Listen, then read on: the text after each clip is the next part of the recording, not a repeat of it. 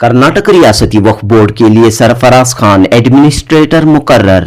वजीर अक़लियती बहबूद वक्फ और housing BZ जमीर अहमद खान के पर्सनल सेक्रेटरी।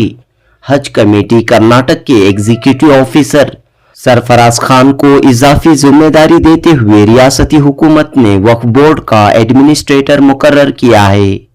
इस हुक्मनामे से कबल महकमे अक़लियती बहबूद के सेक्रेटरी मनोज जैन को एडमिनिस्ट्रेटर मुकर्रर किया गया था, लेकिन बाज़ गोशों से सख्त मुखालिफत व एतराज़ात के बाद हुकूमत ने साबिका नोटिफिकेशन को वापस लेते हुए कल यानी 24 अक्टूबर 2024 को एक और नोटिफिकेशन जारी किया है और कर्नाटक रियासती वक्फ बोर्ड की तश्कील तक या फिर आइंदा के अहकामात तक KCS ऑफिसर सरफराज खान को वक्फ बोर्ड का एडमिनिस्ट्रेटर मुकर्रर किया है।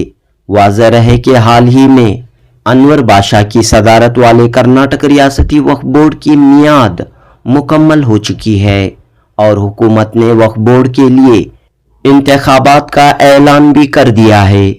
जनूबी हिंद न्यूज़ रिपोर्ट।